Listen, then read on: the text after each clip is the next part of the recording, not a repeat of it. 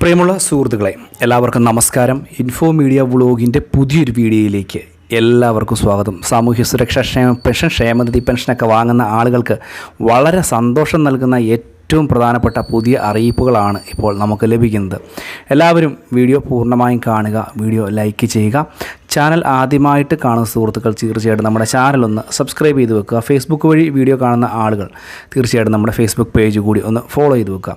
Election അടുത്തു, ക്ഷേമ pension വർദ്ധിപ്പിച്ചു. കൂടാതെ ക്ഷേമനിധി പെൻഷൻ 500 രൂപയായിട്ടൊക്കെ വർദ്ധിപ്പിച്ച് സർക്കാരിൻ്റെ ഉത്തരവ് വന്നിരിക്കുകയാണ്.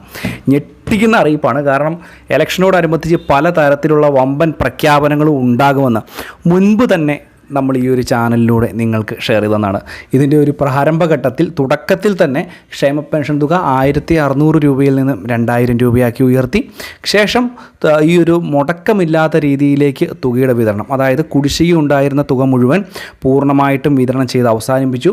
അടുത്ത ഇലക്ഷനെ മുൻകൂട്ടി കണ്ടുകൊണ്ടുള്ള ഈ ഒരു നടപടികൾ നമ്മുടെ കേരളത്തിലെ ജനങ്ങളിൽ വലിയ സമ്മിശ്രമായിട്ടുള്ള പ്രതികരണം ഉണ്ടാവുകയും ചെയ്തിരുന്നു. മാത്രമല്ല ഈ ഒരു പെൻഷൻ തുകയുടെ വിതരണത്തിലെ കറക്റ്റില്ലായ്മ അല്ലെങ്കിൽ കറക്റ്റായിട്ട് ആ വിതരണം ചെയ്യാത്തതിൻ്റെ പേരിൽ കഴിഞ്ഞ തദ്ദേശ ഭരണ തെരഞ്ഞെടുപ്പിൽ ഈ ഒരു തുക കറക്റ്റായിട്ട് ലഭിക്കാത്തതുകൊണ്ട് തന്നെ LDF സർക്കാരിന് വലിയ രീതിയിലുള്ള തിരിച്ചടി നേരിടുകയും ചെയ്തു. ഇപ്പോൾ സംസ്ഥാനത്ത് കലാപ്രവർത്തകരുടെ പെൻഷൻ വർദ്ധിപ്പിച്ച് സർക്കാർ ഉത്തരവ് ഇറക്കിയിരിക്കുകയാണ്. സാംസ്കാരിക പ്രവർത്തക ക്ഷേമനിധി ബോർഡ് വഴി നൽകി വരുന്ന വിവിധ ധനസഹായങ്ങളാണ് ഇപ്പോൾ വർദ്ധിപ്പിച്ചിരിക്കുന്നത്. നിലവിൽ നൽകി വരുന്ന സൂപ്പർഅന്വേഷൻ പെൻഷൻ 4000 രൂപയിൽ നിന്നും 5000 രൂപയാക്കി. കുടുംബ പെൻഷൻ, അവശതാ പെൻഷൻ 1600 രൂപയിൽ നിന്നും 1600 രൂപയാക്കി ഉയർത്തി. കൂടാതെ കലാപ്രവർത്തകരുടെ ചികിത്സാ ധനസഹായത്തിലും മാറ്റം വരുത്തിയിട്ടുണ്ട്. ഇതുകൂടാതെ തന്നെയാണ് ഏറ്റവും പ്രധാനപ്പെട്ട മറ്റൊരു അറിയിപ്പ് എത്തിയിരിക്കുന്നത്. നമുക്കറിയാം, നമ്മുടെ സംസ്ഥാനത്ത് ഈ ക്ഷേമ പെൻഷനൊക്കെ വിതരണം ചെയ്യുന്ന സമയത്ത് 18 മാസത്തോളമായിട്ട് ക്ഷേമനിധി ആനുകൂല്യങ്ങൾ, അതായത് നമുക്ക് ഈ ഒരു പ്രത്യേക മേഖലകൾ തിരിച്ചു പറയുകയാണ് എന്നുണ്ടെങ്കിൽ ഈ ഒരു കെട്ടിട നിർമ്മാണ ക്ഷേമനിധി അംഗങ്ങൾ അല്ലെങ്കിൽ കെട്ടിട നിർമ്മാണ ക്ഷേമനിധിയിൽ അംഗങ്ങളായിട്ടുള്ള ആളുകളുടെ പെൻഷൻ തുക മുടങ്ങിക്കിടക്കുകയായിരുന്നു. 18 മാസത്തോളമായിട്ടൊക്കെയാണ് ഈ ഒരു തുക മുടങ്ങിക്കിടന്നിരുന്നത്.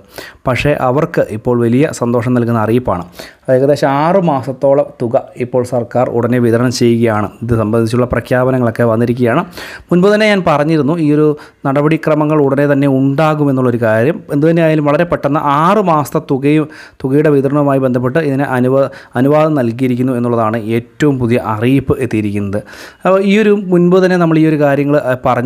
ഈ ഒരു പെൻഷൻ്റെ ആനുകൂല്യങ്ങളൊക്കെ തടസ്സപ്പെടുന്ന ആളുകൾക്ക് സാധാരണ രീതിയിൽ ഇലക്ഷനോടനുബന്ധിച്ച് വലിയ രീതിയിലുള്ള മാറ്റങ്ങൾ ഉണ്ടാകുമെന്നുള്ളൊരു കാര്യം. ഇതുതന്നെയായാലും കെട്ടിട ക്ഷേമനിധി, അതായത് തൊഴിലാളി ക്ഷേമനിധിയിൽ അംഗങ്ങളായിട്ടുള്ള ആളുകൾക്ക് അതിൻ്റെ പെൻഷൻ തുക 6 മാസത്തെ തുകയാണ് ഇപ്പോൾ അനുവദിച്ചിരിക്കുന്നത് എന്നുള്ള റിപ്പോർട്ടുകളാണ് ഇപ്പോൾ നമുക്ക് ലഭിക്കുന്നത്. ഇത് വളരെ പ്രധാനപ്പെട്ട ഒരു കാര്യമാണ്.